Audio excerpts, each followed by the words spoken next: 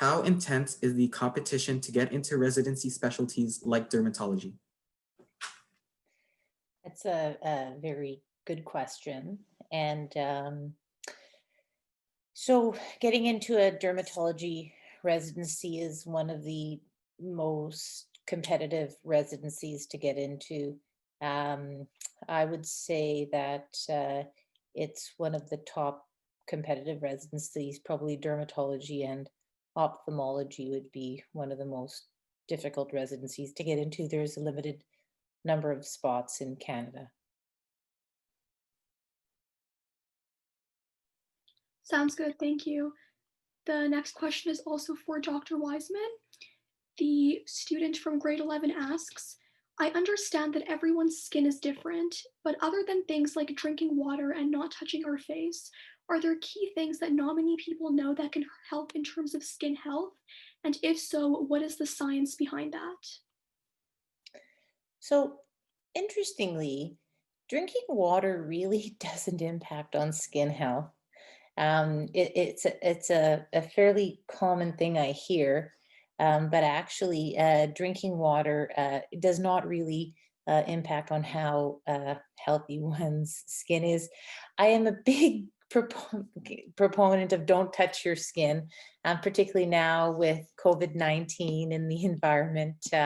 We shouldn't be touching our faces and transferring anything to our faces, and particularly since we have lots of germs on our hands. But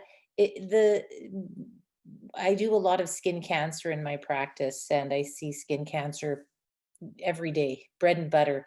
People think that skin cancer is a disease of old people, but it's not. Skin cancer is a disease that I probably see emerging in the 30s, 40s, and 50s. I've seen skin cancer in people in their 20s, and actually this week I saw somebody in their teens with skin cancer. And the number one thing people can do for skin health is, number one, stay out of the sun. Number two, wear your sunscreen on a regular basis. If you want to know, that's the number 1 to 10 thing that people can do from skin health. And actually, the other thing I say is if they see any changes on their skin, to seek care from their healthcare provider sooner rather than later. And that's the number 1 10th thing I say to people to do. Thank you.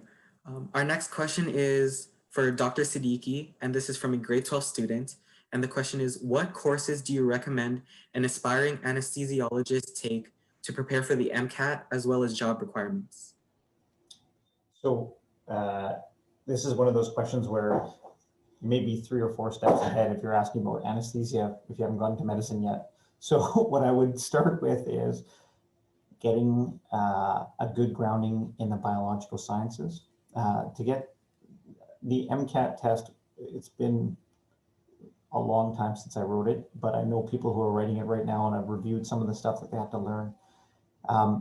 It is a test of your mental capacity, not necessarily knowledge. What I mean is that it's hard to focus for that long on a standardized test, and there's some tricks in there that they try and use. So in terms of what you need to know, you have to understand your biological sciences, your physical sciences, find the areas that you're weak on, try and brush up on them before you go, and then give yourself a chance to do poorly.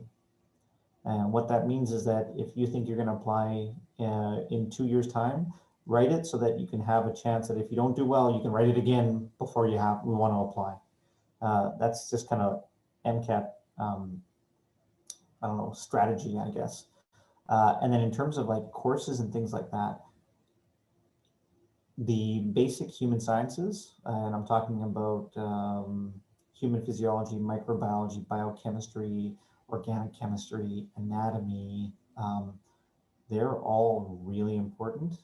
And this is a problem that happens in medicine, is that people learn it and then they forget about it. Then they get to medical school, I don't have to remember that stuff. And then it comes up every day when we take care of patients. Like basic biochemistry stuff. I am fortunate enough that my kids are gotten to the age where they're reviewing this stuff and I get to practice with them. So I'm getting reminded of stuff from high school biochemistry and high school physics. And I'm like, oh my God, this is why I do this at work. And so I'm actually learning how to be a better doctor by doing high school physics again, which is kind of weird, but I think it's because these are all building blocks to something better or something different. And if you don't have those building blocks, it's a problem.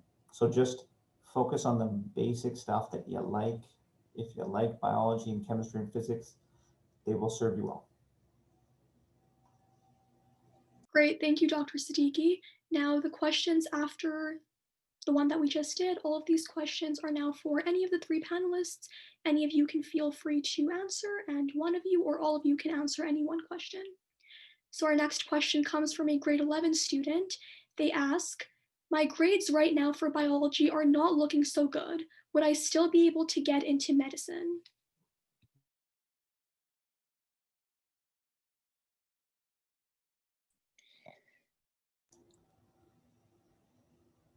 I'll take a first kick at that question. My understanding is that admission to medicine is unique for every province and is based upon many different factors. And one of those factors is a grade point average, and not depending on the number of courses that an individual takes. Certain courses you are able to drop, okay? So what I would encourage every individual student to do is to do diligence and look into the criteria for admission to that particular medical school to find out what that admission criteria is so that you're best positioned for your application, because they're all unique. I think that it's a misconception that people have to have a 4.5 GPA to apply. I think that that's a misconception, and that I think you have to. I think that previously I said you have to do your best, you have to be your best, but you don't have to be the best. Okay, and I think it's a misconception that you need a 4.5 GPA. I totally agree with you, Marni. Like, one of the hardest things to get over is your own feelings of like, maybe I'm not good enough. And it's hard. I tell my trainees all the time, I'm like, I'm not the smartest person in this room. You all have something to add. And so I might say something, and if I'm wrong, please correct me. And I will correct you if you're wrong, because should be a collaborative team. So I will also say that whoever asked the question, some teachers suck. And when they suck, it's hard to do well in certain courses. So don't take one course as the be all and end all. I've had teachers that just, their style just didn't help me and I didn't understand stuff. And then someone else explains it in like 5 minutes. I'm like, oh, that's what we just spent 2 hours talking about? Like, so it's not one mark, it's how you engage with the material.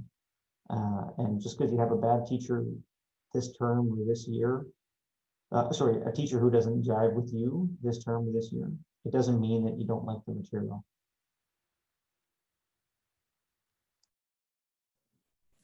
Thank you both. Our next question comes from a grade 11 student, and the question is, as a professional who is focused and driven by biology, how important do you view chemistry to be as a step towards fields specifically geared towards bio? That's a Dr. Ghavami question. Yes. Actually, this is a very, very important question, actually. You know, I always tell my students and trainee that the concept of success in biology is chemistry, actually, and physics. These two are the major things. You know, my bachelor was on chemistry, and at that time we had organic chemistry, and we have inorganic chemistry and physical chemistry. At that time, I was very interested to the biology of the chemistry and the chemistry of the living things. So I decided to change my path. And it was very difficult in the beginning because I have to understand the concept of the biology. But after a while, when I understand the biology, because I knew the chemistry, many things come much easier for me to understand. And also the concept of physics that we learn in chemistry help us to understand many concepts in biomedicine. Because I strongly believe that the logic behind the science that comes from the physics and mathematics is the foundation, and chemistry built this foundation, and a successful biologist at least should have some very preliminary understanding of these things. And I have seen in my undergraduate and graduate student who are in chemistry or physics and coming to biology, they will be much more successful because they understand the concept of medicine and biomedicine easier, because always there is a logic, and everything is coming to a logic. And one of the most logic things is the biology actually. If you understand the logic behind this, you will understand. I give you a simple example about the importance of the chemistry. You know, when they want to develop a drug, or they want to find a mechanism for a drug, this is so important, you know, the structure. So what is this drug? How it interacts with the biological membranes, with biological organism? How does it enter to the biological cellular system?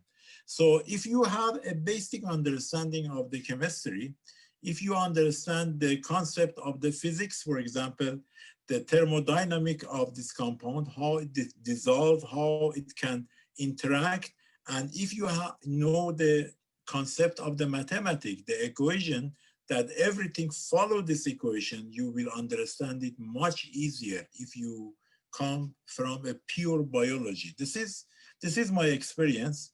And right now, I have a new PhD student who comes from physics, wants to study the cancer.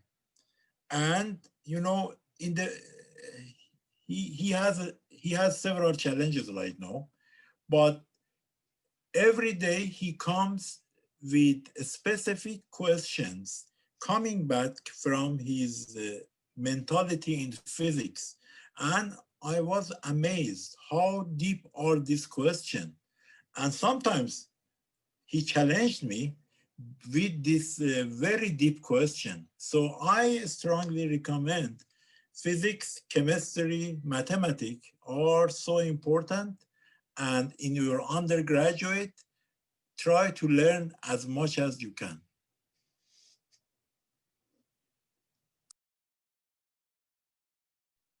Thank you so much, Dr. Ghavami. Our next question comes from a student in grade 11, and they ask, can you please describe the process of becoming a health professional in Canada, starting from the end of high school, so i.e. post-secondary, applying to med school, residency, etc. I know a lot of you mentioned this in your speeches, but perhaps a more specific outline would help. I can take that.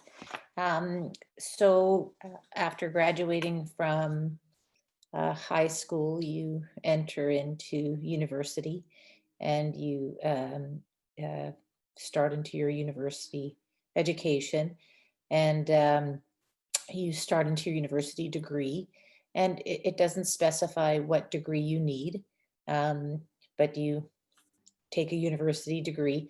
And you actually don't even technically need to finish a university degree, but most people will take a university degree.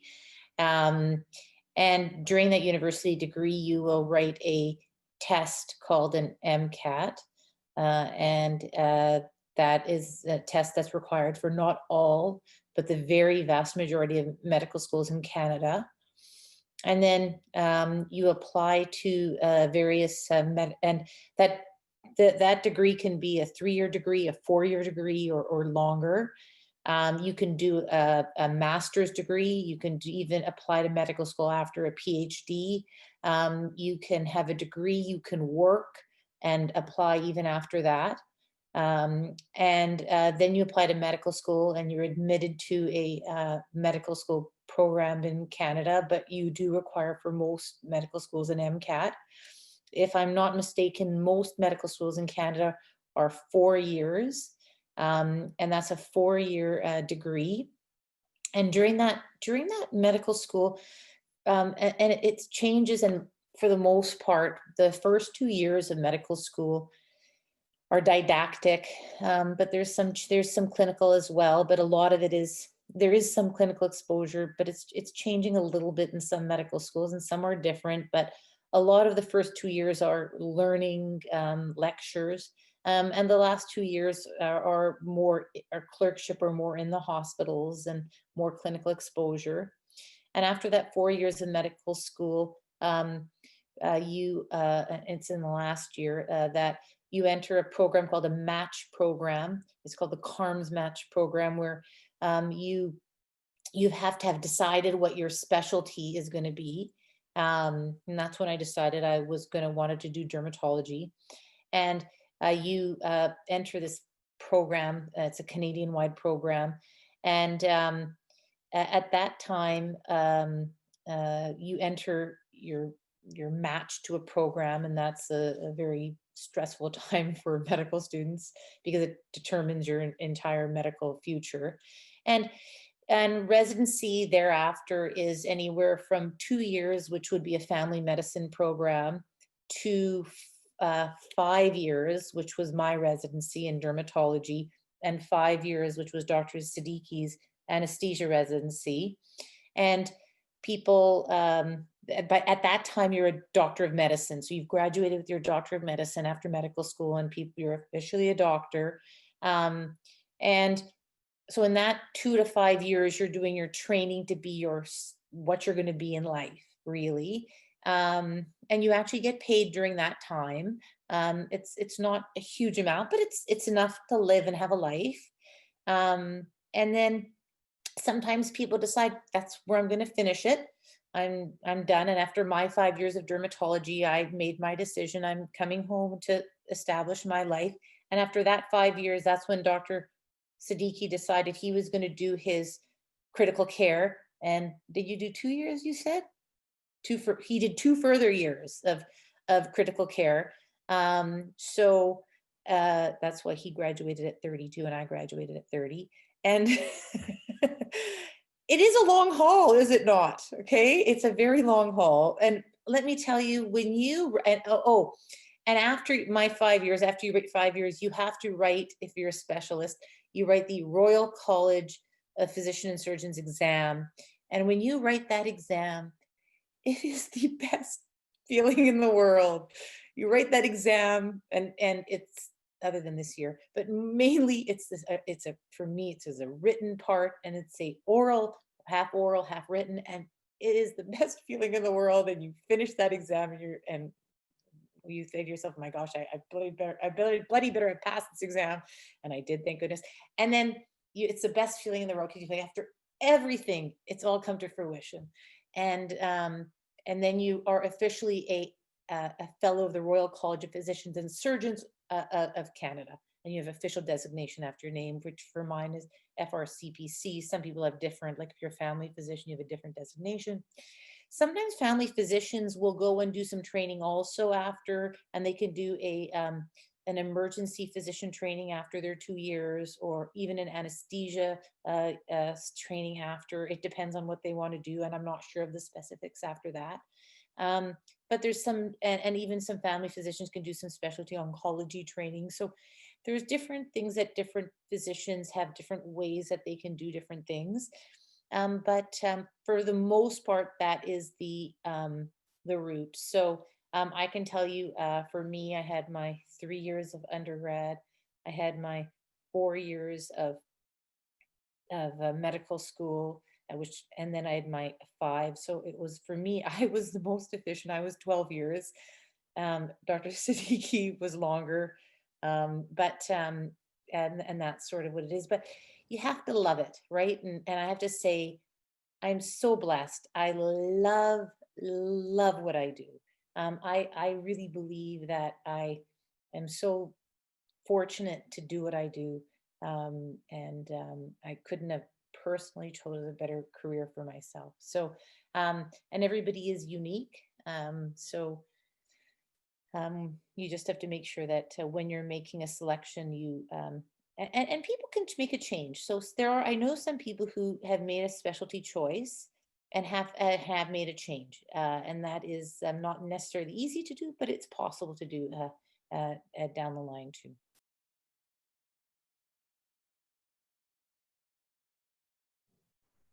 Thank you so much, Dr. Wiseman. We noticed that we are getting some questions in the chat, but we will address those at the end as we have the pre-selected questions first. Our next question comes from a grade 11 student, and it is, did you always want to study what you're studying today? If not, how was the experience of switching career and education paths? I can answer that since I changed my mind a couple of times. So like I said before, my dad was a psychiatrist. I thought that was the coolest thing in the world. For those of you who don't know, psychiatry is study of mental illness and giving medications. Marni, did my dad teach you? Yeah, right? So my dad did a lot of teaching in Yeah, medical school. awesome. So I was like, oh, this is what I want to do. My dad had passed away. I was in medical school. Someone had asked, do you get to try things out before you pick your specialty? In medical school, you do rotations with the different clinical groups. So I had to do 7 weeks hanging out with psychiatrists doing psychiatric work. I also was really interested in it. So they give you some time, about 2-3 months, that you can select to do things that you're more interested in, so you can kind of gain a little bit more experience, decide if you like it. So I had done 4 weeks of elective in psychiatry, followed by 7 weeks of the actual, what everyone has to do in psychiatry. So that's like 11 weeks, or almost 3 months of psychiatry straight. And at the end of that, I hated it. I was like, I cannot do this for the rest of my life. And it worried me because I was in my 3rd year of medical school. I had a very limited opportunity to try other options now because the schedule was so tight that I already used up 1 month of my 2 months of maybe go explore other ideas. So I had to start to try and pick something else. And so you do the rotations and you get to kind of try things. And what I tell medical students now is that don't pick what you think you'd love for the rest of your life. Pick what you cannot stand. Because if you know that you will not like something, don't sign up for that. But if you've got like 3 different options, you know what? Like maybe there'll be little nuanced differences between them, but what will happen is that you can actually hopefully make a decision that makes sense for you. That at least narrows the options slightly. The other thing that happens when people have to decide on what they do is that it is possible to change even after you've started your training in a certain specialty. So after the 4 years of medical school, and like Dr. Wiseman explained, there's a match that says, you say, I want to be an anesthesiologist, and they say, okay, great, you can do anesthesia. And if you start for 6 months or a year in and you say, wait a second, this is the wrong choice for me, then there's a mechanism to go to the dean of medicine and say, I need to switch it to something else. It's not that you get to now pick whatever you want. It's more just that you have to have an intended goal. And you can say, I want to leave the program I'm training in and go into a different program. and based on space available and stuff like that, they can arrange that. So it is definitely possible to switch. You're not married to the first choice that you make in that match process.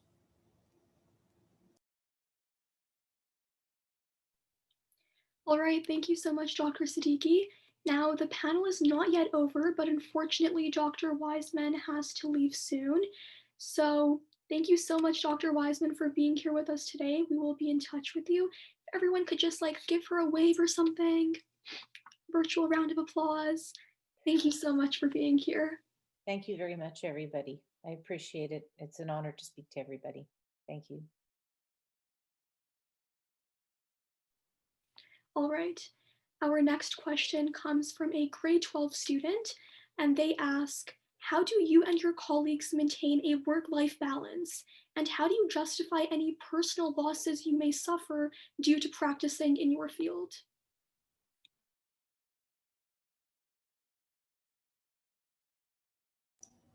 Dr. Ghavami, do you want to start? Yes, I will start and then you can continue. Actually, getting and having the balance in life is very important, but sometimes it is impossible to have this balance, especially in the critical condition right now. This is impossible to have this balance because we are facing an unusual condition. So I believe, as Dr. Siddiqui mentioned, time management is very important. Maybe I have not been successful in time managing because I usually spend 2 or 3 hours a day only answering my emails. I usually start my day 4 a.m. because I have to wake up early to catch up with the emails. And then starting 7 a.m., I think about how to manage all the days, and also thinking about the responsibility at home because they are important things. I strongly believe the success will come from the happiness at home. So I try to focus on the happiness, my personal life, while I am doing my best for my job. So I have several students that I have to take care of them. And I have also classes that I have to teach. And at the same time, I have several collaborators that I have to answer them. And I have to make sure that I dedicate and to what I committed to do, because this is the key for the future collaboration. But all of them comes to something that is very important, and is that the time managing. And this time managing, I usually use a Google Calendar for everything, and I have this calendar in my mind. And I always ask my trainees and students to have this calendar and to arrange for every second of their life, because the most precious things that we have is the time. And if we cannot manage our time, it's very impossible. We cannot repeat what is happening today. It is not repeatable. So we have to make sure that we do our best to make the best use of our time. And at the same time, we have to make sure that we do not sacrifice our family time with our job, because the family time, it has come several to me that this is very important. Everything, when you are happy at home, you are happy inside, and then you can handle your personal job in much more better and efficient way. So my most important advice is that try to do the best of your time and time management. I don't know, I like to hear from Dr. Siddiqui about his idea, actually. So this is a battle that you fight on a regular basis with yourself. It's a choice you make. Do I go to the gym or do I stay home and watch TV? Do I, go out with my friends or do I study tonight? You guys are practicing the same type of time management balance that you have to balance when you're in a profession like ours. Unfortunately, our schedules are a little bit more occupied though. So what I have as my rule to myself that I've developed just over time is that like whenever anyone asks me for anything, I always say no, let me think about it. Meaning I'm not gonna guarantee anything. Oh yeah, sure, let me know, I'll do it. No, like I say no, I want to think about it and I'll come back to you. So it gives me a bit of time to step away from the situation, but also hopefully answer it. And then the other thing I do is I never take a week off work without knowing when my next week off is going to be. So what that means is that like when back in the world when it was normal and you could travel, we would always like have family trips booked, and I'd book. Let's say okay, we're going to go to Banff in spring break. So great, but I would never leave for Banff without knowing that in the summertime we're going somewhere else or we're doing something else. And so there was always something to look forward to, and it was dedicated time away from my job and the distractions that work bring, where my family was forced to be with me, and I was forced to be with them. It was just a way that I did that, and it um, it is a hard thing to do on a daily basis. And I am much like Dr. Ghavami. I'm up around 4:30 in the morning. I'm either doing things like going for a run, walking to work, doing email, and it's you take the time that you can get it. And then my kids know when they were younger, they knew that Dad wasn't home all the time, but when I was home, I was there, right? I was Dad when I was home. I try not to do as much work from home if I can get away from it. So it is tough. We all have to work out what works for us. Thank you both for those words of advice. Our next question comes from a grade 11 student, and it is, do you feel that medicine as a career choice can be a bit too glorified by pre-meds or high school students, and why or why not? When I was a kid, people really wanted to be a doctor because they thought it was cool. They have, oh, I want to be like a doctor. I want to work in a hospital.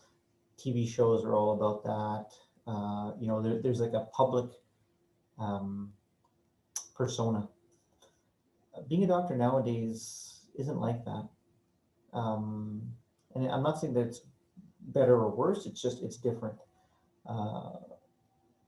If some people, they do these surveys to find out what's the most trusted profession out there. And in Canada, people trust their pharmacist more than they trust their doctor. People, if they're sick, they go to Google first and then they come to their doctor. So we're not like some role in society that people look up to. Instead, I think what's more important about medicine as a profession is that like what you think it is right now in high school is probably very different than what it will be like if and when you choose to do it. So if you want to really get an idea of what it's like being a doctor, I think it's important to spend some time either talking to your own doctor, if there's any doctors in your social circle. It works for me, it may not work for you, and that's okay.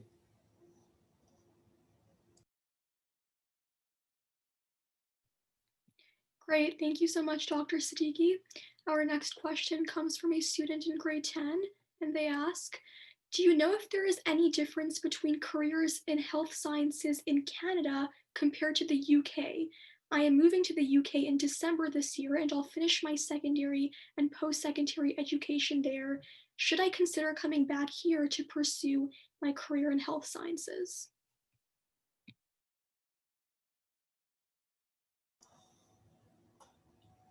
Dr. Ghavami, do you know much about the British system? Actually, I have two undergraduate students who tried to enter med school in Canada, but they have not been successful here. And then they went to Ireland, actually. Ireland and UK is the same in the concept of the med school. And over there, they have been very successful. So they made their actually general physician, and then they came back to Canada. I think going over there is much easier than the system here. I know about, for example, I have colleague and collaborator in National University of Ireland, and they have a very good med school over there. And the system is a little bit different, but as far as I know, it is much easier over there than Canada. This is my only knowledge. In terms of high school and stuff like that, in Britain, they do something called O levels and A levels. And at the end of your A levels, which is in effect grade 11, 12, and maybe even a little bit of first year university, you can apply to get directly into medical school, and it's 6 years. So that's right out of high school, 6 years of medical school. So you don't have to do the 3 or 4 year undergraduate degree before going into medical school. So that's one difference I know there. After that, I don't know what else is different. I'm not sure how they match and stuff like that. Thank you. Our last pre-selected question for today is from a grade 12 student, and it is, what would you say to students who have a passion for medicine but are hesitant to go through med school because of the cost and the time? So just because you have a passion for helping people doesn't mean medicine is the best way to go. I was trying to convince my daughter for the longest time to go into dentistry because it's 4 years after undergrad, and like so you do your bachelor of science and you do 4 years of dentistry, and then you go off and you can work. And so forget this 15 years junk that I did. They can do 8 years of university and have a good lifestyle, a good career, help people, provide, and I think have a satisfying job. My wife's a nurse. She went into nursing right after high school, after 1 year of undergraduate. And so she works in healthcare, 5 years of university. She has a satisfying job that she enjoys. There's chiropractic, there's physiotherapy, occupational therapy. The allied health specialists are a large group of people that without which patients would not get good care.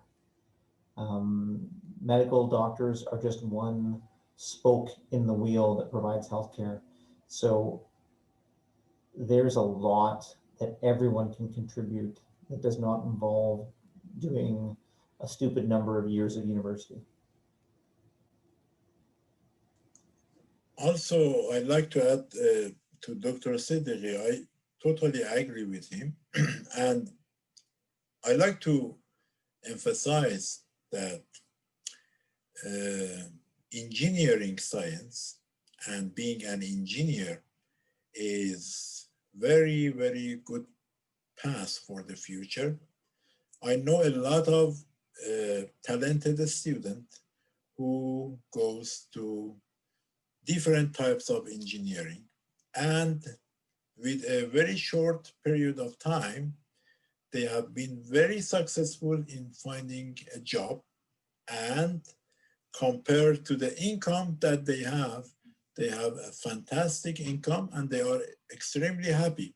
But if you are interested on the bio side, there are a lot of opportunity in bioengineering. Bioengineering science is so important right now You can think about the tissue engineering, you can think about the medical devices, and you can think about many things that engineer links to the medicine, but with very, very shorter amount of the time, with very less tuition fee, and a lot of opportunity for the job. And think about a very outstanding opportunity that is available around Canada, which is called MyTax Canada, which is linking university to the industry. And this is a way, it is a place that you have think about that, so you know about it and link to the MyTax. And this is something that I strongly recommend to you to think about it. Try several undergraduate summer student opportunity. Try this opportunity every summer. Try different passion that you may have, different aspect of the science. Maybe you are interested in the nutrition. Maybe you are interested in, for example, physics. Try different labs. I know very talented student every summer comes and try a different lab, and finally they make their own decision. For example, my daughter, you know, she has changed her mind 7 times during her undergraduate study, and finally she came and made a decision that totally different from what she thought when she was in high school. So please do not rush. Take yourself time, try different discipline, and then make your decision. It will come. Do not hesitate to try different things. These days, you have fantastic opportunity to try different things, and this is the time that you can make your choice for the future. Thank you. All right, thank you to the both of you for your insights. And thank you so much to everyone who submitted a question through the Google form. Those questions have all been asked now, so we will move on to questions we are receiving in the chat. If anyone has any other questions, feel free to add them in the chat as well. And this is what we will be doing for the next 10 or so minutes. So the first question is, at the U of M, what is the difference between the Rady Faculty of Health Sciences and the Faculty of Science? Do they offer different subjects or opportunities? So I can answer that if that's okay. So Faculty of Sciences is all sciences. It includes biological sciences as well as physical sciences. So like geology and engineering are all, well, actually not engineering, but geology is considered part of that group. Unlike the Rady Faculty of Health Sciences, which is all the health-related specialties, that's physiotherapy, occupational therapy, dentistry, medicine, and I think and physician assistant. Those are the primary components of that group. So the health sciences is a subsection of the sciences. It's more for the postgraduate or after you've done an undergrad type of degree.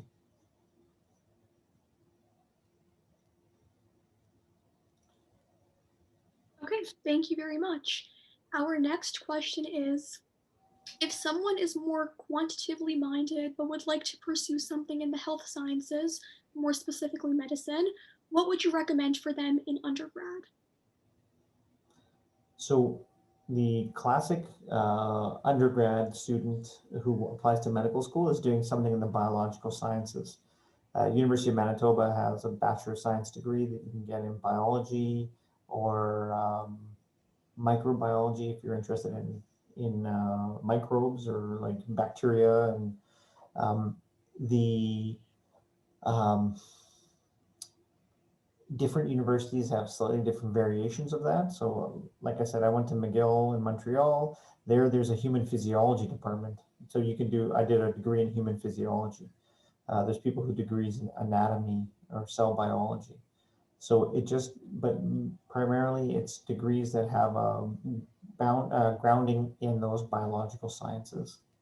And those are the ones that people would start with. That's not the only way in though. There's people with bachelors of engineering. There's people who have bachelors of arts. In my medical school class, and this goes way back, we had 2 lawyers, a nurse, a chiropractor, and there's someone else who was, a music therapy degree. So that of the 75 people in my med school class, about 5 or 6 had non-traditional backgrounds. So it doesn't mean that you can't get in, it just means that you may need a little bit more studying to catch up on some of the stuff that the people who've already covered the biological sciences already know. And also I'd like to add, there is a very new bachelor degree in the University of Manitoba that is very attractive but very competitive. This is Bachelor of Health Sciences, actually. That is recently, it is a very new discipline, very helpful, but entry is very competitive. So I also suggest that if you are interested in the health sciences, and the beauty of this degree is that you can have a very good job immediately after the graduation of this degree. So you don't have to go to the medicine. And the other thing is the genetic consultant, that this is a very good master of science, actually. And this is something very prestigious and deep genetical science that is very, very attractive, challenging, and very useful across Canada. And if you are interested in the genetic basis of the disease, this is something that you can also think about that.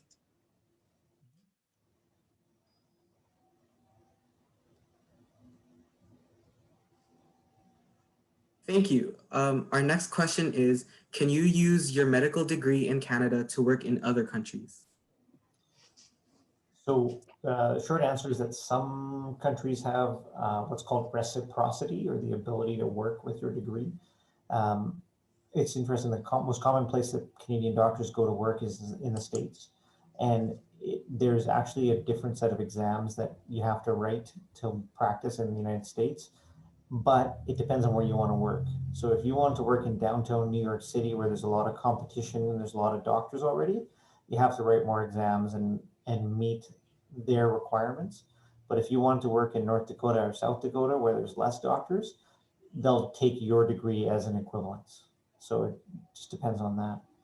In other parts of the world, like if I decided to move to the UK, they may accept me, they may not. It depends on what area of the country I go to. So if I go to an underserviced area, I'm more likely to be my training is considered to be acceptable. Same thing with Australia, New Zealand, and stuff like that.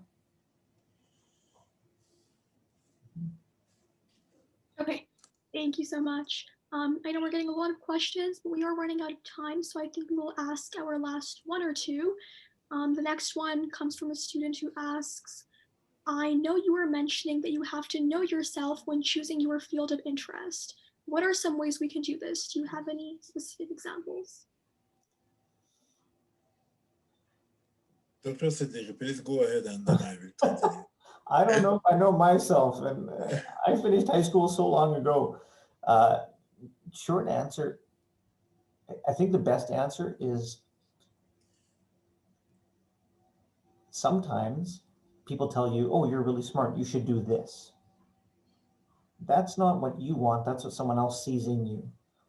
And it's hard to sometimes separate that from what you really want.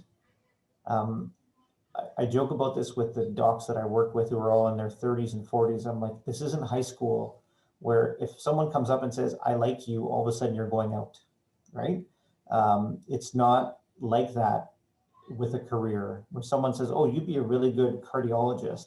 And all of a sudden you think, oh, I guess I'm going to be a cardiologist, right? Like, so knowing yourself is knowing what you want. And it's a decision that doesn't come instantly. It takes a bit of time. You have to say to yourself, okay, what do I want to do when I grow up? Do I want to work a lot? Do I want to be, do I want to work in a big city or a small city? Do I want, am I more worried about how I'm going to pay things, or am I more worried about, will I have time for my family and loved ones? And those things can help decide, like, do I need to commit the time? And then in terms of what you enjoy, I, I'm doing this right now with both my kids where I'm telling them, I'm like, figure out what you like in life. It's like, like, I know you like pizza, but do you like chicken fingers as well? Like, because if you have a couple of different options, then it means that you'll probably be happy with whatever you get. But if you can say to yourself, I hate Brussels sprouts, I'm never going to eat those, then at least I don't have to think about that. And it takes a couple of things off the table, makes it a little easier to understand what you like. But those are great. That type of question, it's really important to know yourself, is something that you may want to ask the people around you to help. Not the people you work with, but the people who care about you and who want the best for you. So siblings, parents, family members, good teachers that you would associate with. Yeah, I agree with Dr. Siddiqui, and only I want to add it, give yourself time. It takes time. You understand your ability and what you are interested and what you can do. Do not do not be in a very rush, and take yourself time, try different discipline, try different things. It comes sometimes that you understand this is the best thing that you can do. And also try to listen to the people, exactly like Dr. Siddiqui mentioned, the people who know you very well and who wants your best. Actually listen to them, because they may have much more experience. For example, I have 30 years experience working with graduate and undergraduate trainees. So I am very good in the discovery of their talent. I know everyone has a specific talent. So I try to discover the talent in my group and promote this talent. So this is important that you ask from experienced people and listen to them, and also listen to yourself, because you know better what you can do the best in the future. And the final last word is that try to be the best, to be the best in what you are doing. It doesn't matter if you are a medical doctor. It doesn't matter if you are you are going to be a chef. It doesn't matter if you are going to be an actor. It doesn't matter.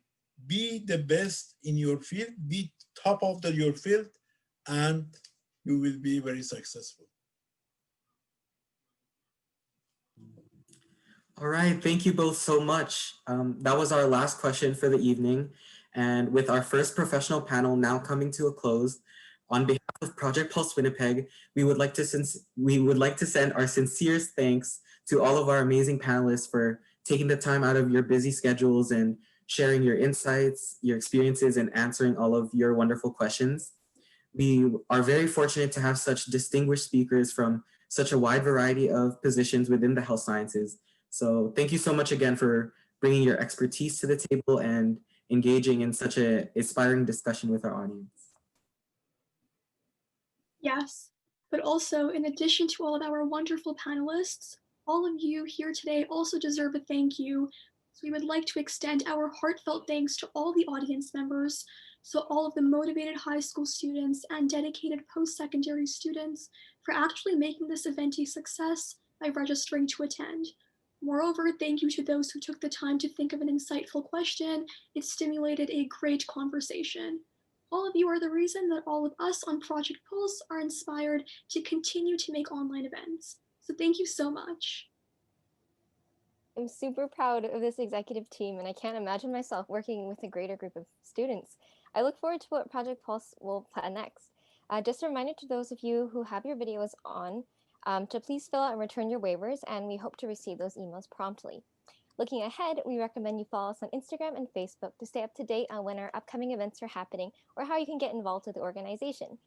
Our sparkly new website, managed by our graphics designers on the team, is also a good place to find more information about Project Pulse Winnipeg and access links to these panel recordings. We hope to see all of you again next time, and we hope you take care and have a good evening.